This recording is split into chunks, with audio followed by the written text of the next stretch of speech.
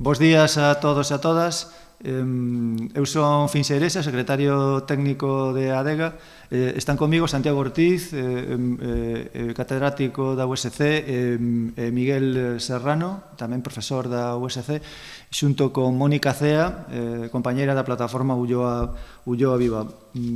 Imos comentarvos hoxe unha dos aspectos máis relevantes e máis preocupantes do proxecto de Green Fiber, Altri. Cando avaliamos o impacto territorial do proxecto, cando pudemos acceder á información, á primeira información sobre a ubicación territorial, a finca de Leandro Quintas na Ulloa, no concello de Palas de Rei, pois ficamos moi sorprendidos, non? E sorprendidas dende a ADEGA. Por que? Porque xustamente esas 366 hectáreas que quere ocupar o proxecto ubicábase sobre unha zona que no seu momento, en 2008 e 2011, formaba parte da proposta de ampliación da Rede Natura 2000 en Galiza. Tanto o goberno bipartito en 2008 como o goberno Feijóo en 2011, sendo conselleiro de Medio Ambiente Agustín Hernández, consideraron necesario ampliar a Rede Natura 2000 da zona de especial conservación do Careón con esa área arredor da finca de Leandro Quintas, en esa zona tan particular donde hoxe Altri quere instalar a súa factoría. E por que é especial esa zona? Por que había coincidencia entre as dúas administracións de signos diferentes en incluir ese territorio dentro da Rede Natura? Pois polas particulares características do sustrato xeolóxico. É unha zona con afloramentos de rochas ultrabásicas, serpentinitas, as que van asociadas unha biota, sobre todo botánica, moi particular e especificamente adaptada a esas características tan particulares dese sustrato xeolóxico. Por que non se ampliou a Rede Natura se había esas dúas propostas e, ademais, un apercebemento da Comisión Europea ao Estado español para que ampliara a superficie de Rede Natura, sobre todo en esas áreas onde hai hábitats de especial interese tan singulares como esas chans esqueléticos serpentiníticos? Non o sabemos, pero empezamos a coñecer cales poden ser as razóns ocultas da administración daquela Feijóo, actual Rueda, para permitir que un proxecto industrial desas características estrague un territorio tan valioso e necesario de conservar. Pero non fican aí as curiosidades relacionadas co impacto sobre a biota deste proxecto. É que, como digo, en este territorio desenvolveuse unhas comunidades vegetais moi particulares, especificamente adaptadas, e das que vos falarán os profesores que teño ao meu carón agora mesmo,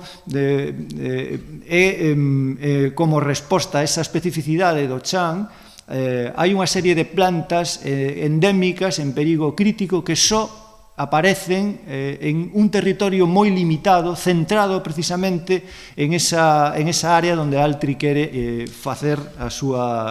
colocar a súa factoría.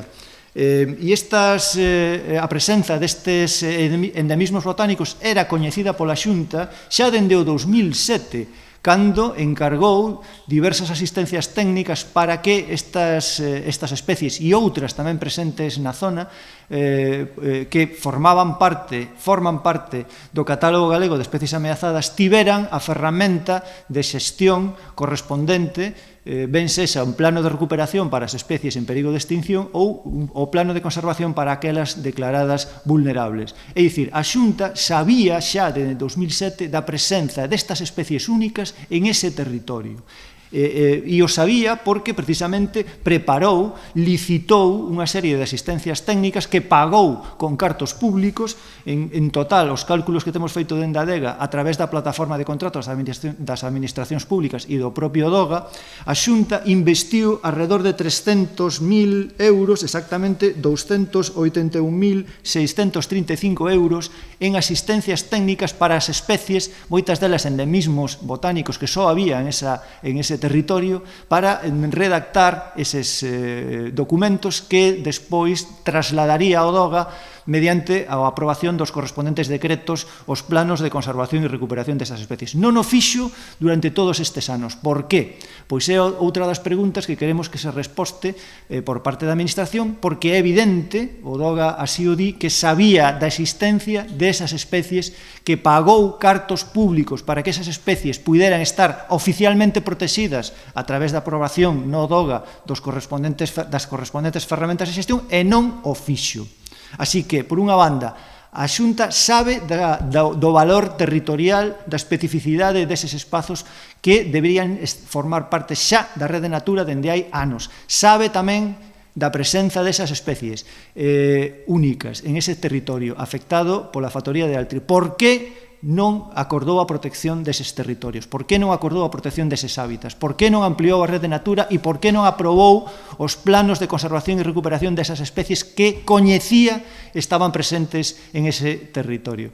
E para vos falar, abondar máis nas características desta área afectada por Altri e na singularidade das especies, nomeadamente endemismos botánicos presentes, pois están conmigo Santiago Ortiz e Miguel Serranos, que xa lle cedo a palabra. Moi ben. Non sei se aquí... se ven, non? Bueno, non sei.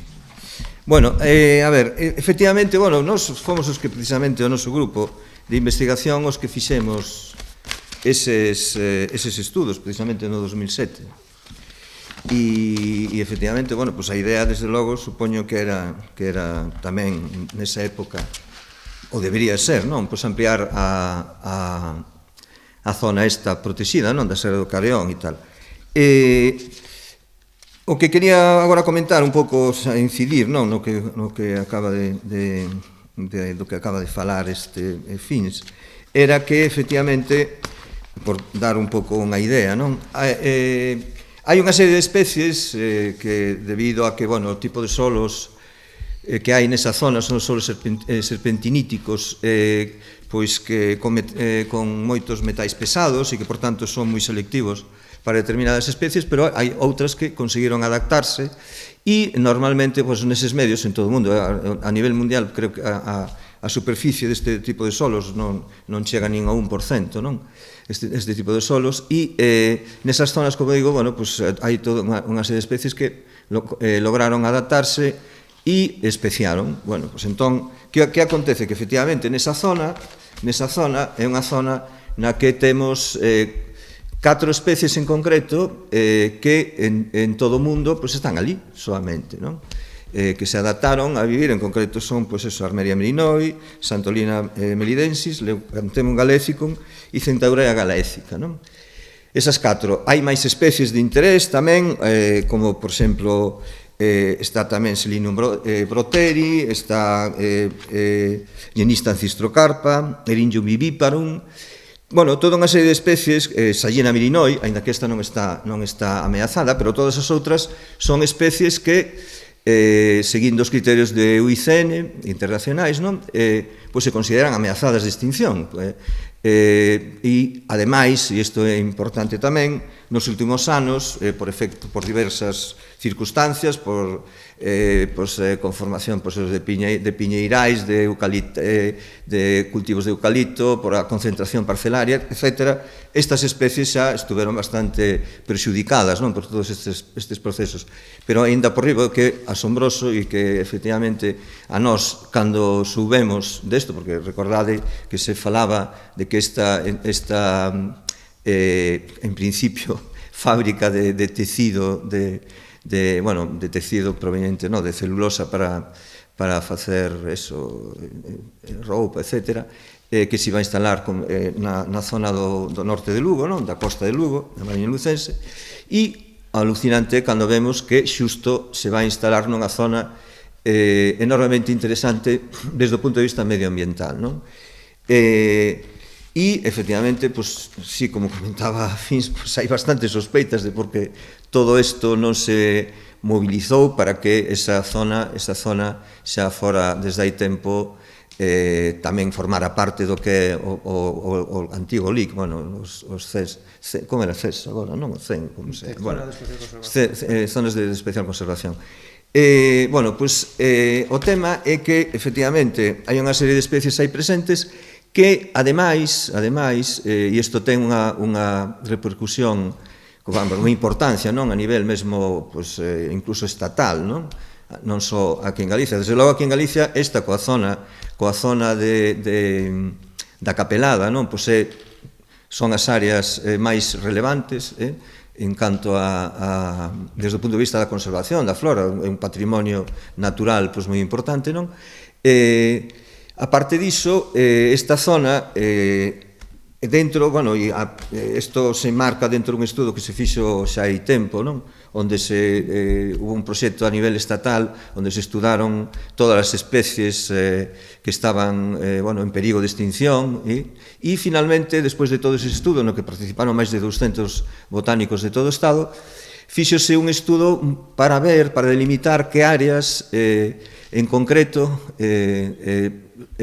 estamos agora centrándonos sobre todo no que é na España peninsular, máis Baleares, Canarias, quizá é un mundo un pouco aparte, porque Canarias pertence a outra rexión bioxeográfica, pero dentro dese contexto viuse que efectivamente aquí en Galicia había unha zona, había 4 categorías, desde máis ou menos relevantes a excepcionais. Bueno, pois que aquí en Galicia había en principio unha zona excepcional, que era a zona da Capelada, por unha serie de motivos, porque hai ali tamén unha serie de especies ligadas a un bosque e tal, e que, bueno, pois tamén facían que tuvera certo un estatus un pouco superior ao de Melide, pero despois de todo destes estudos que se fixeron sobre os anos 2000, entre 2000 e 2003, se viu que apareceron toda unha serie de especies, de maneira que esa zona de Melide actualmente se pode considerar desde esa perspectiva deses estudios que se fixeron a nivel estatal unha zona excepcional, non? De maneira que esta zona, desde o punto de vista da presencia desta flora de interés desde o punto de vista da conservación, sería unha zona excepcional entre 9 que hai neste territorio que vos digo, España, no Estado español peninsular, máis Baleares, non? Excluída Canarias, co cual ten unha relevancia enorme. E, bueno, pois, o que comentaba antes, o que nos chamou enormemente a atención é despois de que eso estaba pensado para a Mariña Lucense, que xusto se fora a colocar, non? A intentar implantar nunha zona de tanto interés desde o punto de vista medioambiental, non? E que é eso, patrimonio natural, que antes é certo que hai moitos anos pois ni se tiña en conta, pero na actualidade a nivel internacional é algo moi relevante, non? E, bueno, pois, todas esta situación, non? Pois, ademais, unha vez que se ve que queren implantar isto, que di a empresa sobre estas especies? Bueno, pois, o que di a empresa, se ve un pouco en detalle a información, non? Os documentos que facilitou a empresa, é que prácticamente, bueno, pois non van facer nada, o sea, vamos incluso facer hidrosementación con plantas herbáceas e tamén se hai algunha semente destas especies, unha cosa que é unha broma, non? Pero, en realidade, viven estas especies nun medio tan específico que é prácticamente imposible refacelo, non? Ou facelo de novo, ex novo, de forma artificial, non? De maneira que se un destrúe o que son as poboacións que viven neses medios, sobre todo son solos de moi pouca profundidade, litosolos, pois, se se destruen, pois non hai solución. Isto non é, e ademais temos experiencia, como seguramente xa vos comentará despois Miguel, experiencia de que iso é así, de que non é prácticamente, non é viable, non? De maneira que, bueno, o que vai facer a empresa simplemente se vai cargar todas estas poboacións destas especies, algunha delas en concreto nesa finca de Quintas, que é onde basicamente se vai instalar a fábrica, non só, porque despois hai toda a canalización de diversas estructuras relacionadas coa fábrica, tamén van a afectar a outras, non? Pero aí, por exemplo, hai unha especie que é moi común e sabemos que están estas 4 en concreto especies máis relevantes ali presentes e, como digo, bueno, pois eles non é un tema que non prácticamente no informe, no estudo de impacto ambiental apenas lle dan maior relevancia, non? E, sin embargo, como decimos, pois é un aspecto moi importante. Bueno, pois estaba mirando, vale, e agora continuar un pouco Miguel falando precisamente isto que decía, non? Da imposibilidade realmente de facer ex novo artificialmente estes medios onde viven, non? Vale, pois graciñas. Eu tampouco me quero espallar moito. O que sí que, bueno, quería comezar dicindo que desde unha perspectiva da biodiversidade vegetal, da conservación do noso patrimonio cultural e ambiental galego, non hai palabras para enfatizar a importancia e singularidade que ten esta localidade, este lugar que vai ser alterado. Non existe forma de poder enfatizarlo suficientemente en base ao coñecemento científico. E tamén do risco que hai de perder este patrimonio e tamén de como deberíamos aproximarnos de unha maneira moi delicada, casi con pinzas de cirurxián, a este tipo de espacios. E en cambio estamos entrando pois no formato Atila, que non quede unha erva viva, non? Como xa se comentou un pouco, este tipo de sustratos de solos son tremendamente raros na superficie terrestre, efectivamente menos dun 1%. No que é o contexto ibérico, só temos estes sustratos serpentiníticos, aquí en Galiza, na zona de Melide, un pouco na Capelada. Despois hai que irse a un lugar moi interesante en Trás-os-Montes, en Portugal, e despois a Sierra Bermeja, en Málaga, que foi precisamente parcialmente declarada ahora Parque Nacional, se non lembro mal, non? Entón, realmente é unha cosa absolutamente singular. E o que quero decir é que, debido a este tipo de solos que teñen de forma natural unha grandísima cantidade de metais pesados, níquel, cadmio, cromo, zinc, tamén unha baixa fertilidade de forma natural, porque as relacións son respecto de calcio e magnesio son moi desfavorables para o calcio, por tanto, tiñen muitísimo magnesio, funcionan como laboratorios evolutivos. O sea, se parecen un pouco, podríamos decir, as nosas illas Galápagos, porque realmente estamos nun terreo, cun sustrato, cun tipo de rochas e uns solos que son tan condicionantes a nivel evolutivo, rodeados dunha matriz do territorio normal, que encontramos na superficie terrestre, que ese territorio, esa matriz funcionaría como un mar. E estas illas funcionan, illas edáficas, que se chaman, estes territorios como unas illas que estiveran no medio dun océano, co cual o percurso evolutivo funciona de maneira diferente, en isolamento reproductivo, e dá lugar á especiación. Aparecen novas especies que son exclusivas deste sitio e aparte moitas outras liñaxes que son moi particulares, moitas delas que aínda requerirían estudo. Entón, estamos ante unha cosa absolutamente excepcional a cual nos teríamos que aproximar con muitísima delicadeza, e estamos facendo todo o contrario. Iso primeiro que me gustaría enfatizar, ¿no?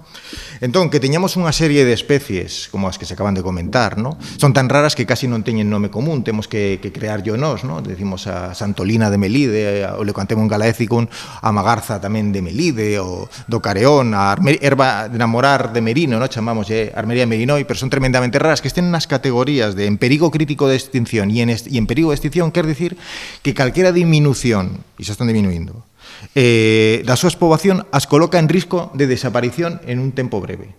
Ainda queden poboacións, núcleos, xa pola súa propia dinámica de ter moi poucos individuos, as colocan en perigo de extinción. Entón estaríamos ante o risco de perder un patrimonio natural tremendamente valioso e exclusivo dos quais aquí en Galiza somos os únicos responsables ante o planeta. Non hai ninguén máis que posa ser responsable de conservalo. E se perderían estas especies e as interaccións que teñen con moitas outras. Entón, por eso non hai palabras para poder enfatizalo. E é iso que quería transmitir, o que quere decir en perigo crítico de extinción e en perigo de extinción. Xa se comentaron tanto Santi como Fins bastantes cosas con respecto á natureza destes territorios. Só quería dicer tamén, insistir, que se ve na zona de especial conservación da Serra do Careón, que ten en torno a 6.600 hectáreas, de alguna maneira deixa fora este terreo onde se implantaría Altri. Este terreo onde se implantaría Altri reúne maiores valores naturais que algunhas zonas que están dentro da zona de especial conservación. É dicir, eso é unha cuestión de delimitación meramente administrativa, desde unha perspectiva científica, botánica e de conservación da biodiversidade e do patrimonio natural das galegas e os galegos. Ese lugar é tan ou máis valioso co que está dentro e, por tanto, debería estar protegido. Tamén é certo que como comentaba Santi, sí que se fan no proxecto unha serie de referencias, porque son inevitáveis, a estas especies. Entre outras cosas, porque aparte de estar moi ameazadas, están legalmente protegidas. Temos o catálogo galego de especies ameazadas, ¿no? que está amparado pola legislación galega, que exixe que se tomen medidas de conservación e que en todo caso non se diminúan estas poboacións. Entón, hai un amparo legal, ¿no? Eso é importante telo en conta. E claro, que se di? Pois se di en alguna serie de cosas como, bueno, pois están esas especies, pero o que podemos facer é, a mellor, como medidas compensatorias, se suxiren a traslocación. Es decir, si vemos que van ser alteradas, pois o que facemos é que as movemos de sitio. Como se comentou aquí, e por eso decía que hai que aproximarse con pinzas de cirurxián a estes territorios, estes solos, con altos contidos de metais pesados, con altos cantidades de magnesio, aparte de eso, teñen unha estructura, unha morfología moi específica, que é onde crecen as especies, que é que aflora a rocha, é o que se chaman leptosoles hemóllico-magnésicos, que son tamén rarísimos, excepcionais. E estas plantas non crecen en calquer solo que se desenvolva sobre serpentinas, que sea máis profundo, alterado, non, necesitan esa estructura tan concreta. E, actualmente, si esa estructura, que cada vez é menor a súa presenza, porque houve outro tipo de alteracións, non foi adecuadamente preservada esta serra, este territorio, si temos esa estructura, temos as especies, queda moi pouco. Si desaparece a estructura, nos podemos coller, como se plantea desde aí, e trasplantar as especies, pero ao cabo de moi pouco tempo, e iso que di nos nosos estudos, serán inmediatamente sustituídas por outras especies máis banais, grandes urceiras, que tupen todo, que son capaces de crecer sobre estes solos serpentínicos máis profundos, pero que non permiten que as especies de interese, non só estas, sino moitas outras dunha comunidade riquísima e excepcional, podan permanecer. Entón, por tanto, queremos decir que a propor este tipo de medidas como compensatorias, bueno, pois, de alguna maneira, aproximarse a unha situación complexa desde o pouco coñecemento. E logo, aparte, outras medidas que se comentan no proxecto, que podría ser será deixar espacios para estas especies rodeados de barreras naturais, de especies arbóreas autóctonas, tamén demostra, non vou dicir que sexa algo fraudulento, pero seguramente descoñecemento, porque nestes solos particularmente non crecen de forma natural, non se dan formacións forestais. Pode crecer de forma puntual algunha especie de carballo, non o carballo máis común, o carballo cerquiño, de maneira puntual, determinadas sobreiras, de forma sempre puntual, nunca formando formacións, e se ti realmente queres crear unha barreira arbórea, o que terías que facer para facelo ali é subsolar, transformar o solo e enmendalo, o cual sería unha agresión en sí mesmo a estes solos tan preciosos. De novo, demostra tamén unha falta de coñecemento desde a perspectiva de como se xestiona o medio natural, non? Entón, eu xa sei que me estou espallando un pouco demais, non quero... Sí, no. Tal, pero sobre todo o que quería últimamente tamén comentar, xa de pasada, é que dado que este proxecto é dependente en principio de fondos públicos europeos que teñen que estar amparados pola xestión positiva para a biodiversidade, de que se está falando, de poder acceder a un proxecto de tipo PERTE, que con fondos Next Generation, que teñen que, entre outros requisitos, non producir dano, digamos, ao medio ambiente e especificamente non danar os niveis de biodiversidade, simplemente quero enfatizar que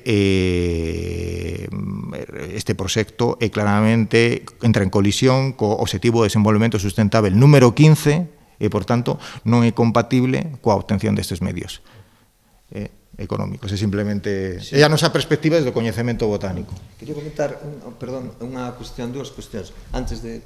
Dúas cuestións importantes, que teña pensado que máis é relevante.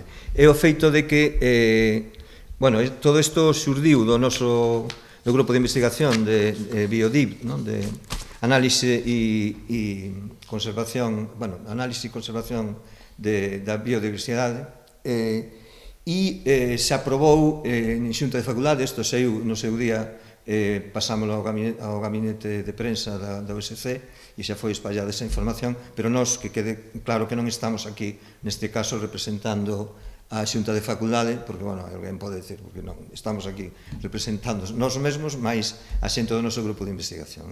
Iso por un lado. E despois quería facer fincapé nunha cuestión que, claro, eu entendo, ademais, lóxicamente, xente que non estades para nada neste tema, dicir, as plantas endémicas, tal, non sei que, ameazadas, que vos pode parecer pouco relevante, pero é que o interesante, por exemplo, se comparamos con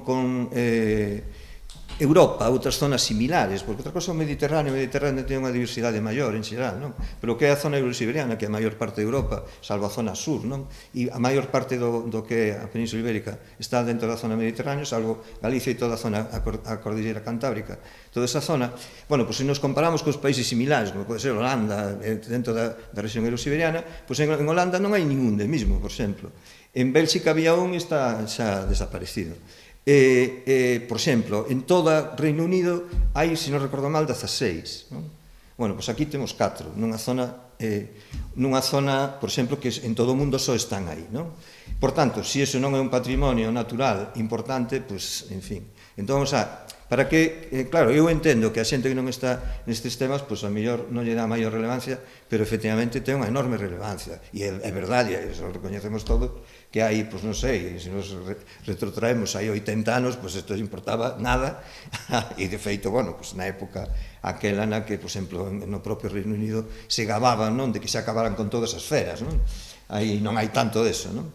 Pero isto cambiou radicalmente. Entón, a estas alturas, o sea, isto é unha actuación, podíamos decir, de aí do século pasado como mínimo, non? Isto de acabar, la veña, pois acabamos aquí con todo isto, e non pasa nada. Simplemente querer recalcar iso.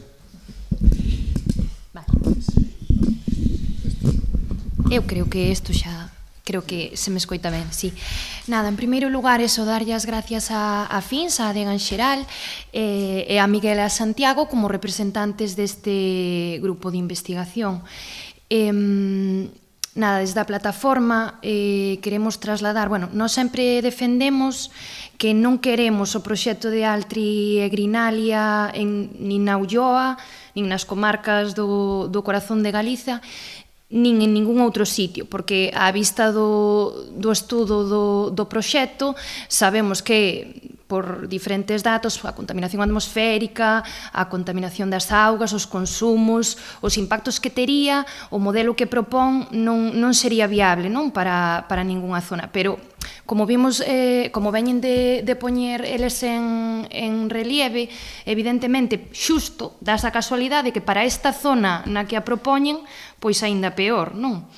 Sen ser unha experta no tema, eu o que entendo é que esta é unha área única, excepcional, como ben dixeron, temos especies moi particulares.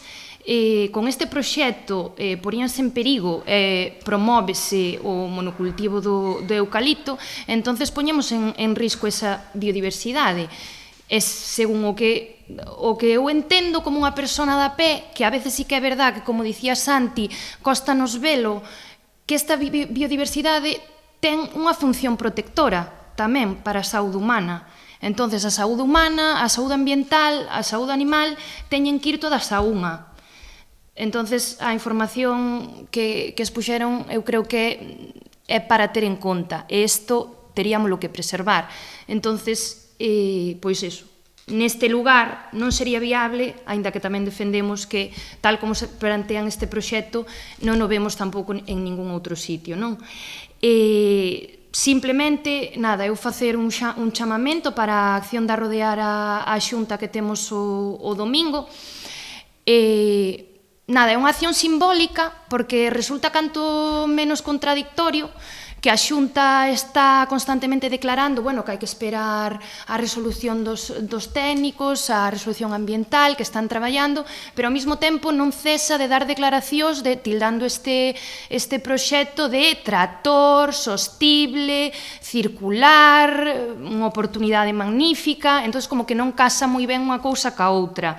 Piden sempre rigurosidade nos datos, pero só nun sentido.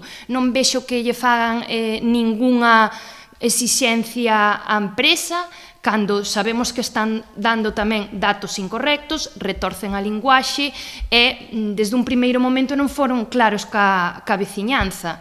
A Xunta tampouco nos está escoitando, e incluso di que, bueno, habría que valorar eses efectos negativos, non se son asumibles. É moi fácil decir que son asumibles cando non nos van a sufrir eles.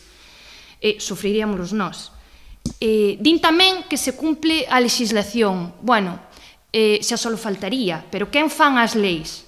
As leis fan as eles, e a veces pode dar a sensación de que se fan a medida para que nos veñan a arrasar.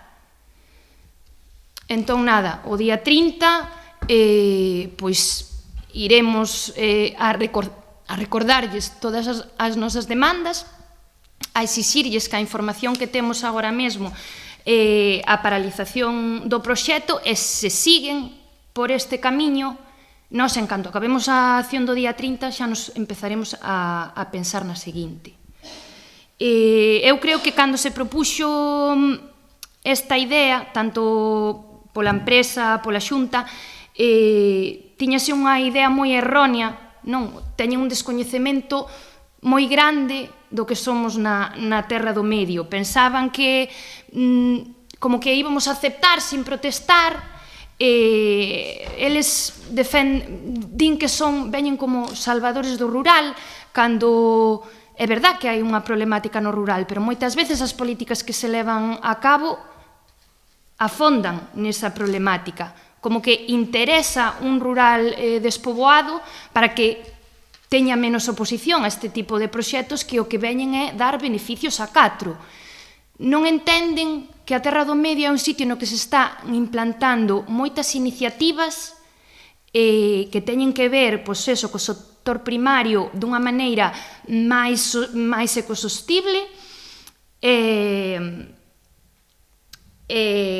nada, que a pesar dos atrancos que moitas veces nos poñen, estamos saindo para adiante. Entonces, o único que conseguiron con isto é crear unha comunidade cada vez máis forte, porque realmente deron-nos o combustible máis poderoso que hai, que é a loita polo noso fogar, polo noso modelo de vida, polo noso modelo socioeconómico e polo noso futuro. Entón, creo que a súa codicia é moi grande, pero a nosa determinación está visto que é moito maior. Nada, emprazarvos para o domingo e vémonos e altri, non?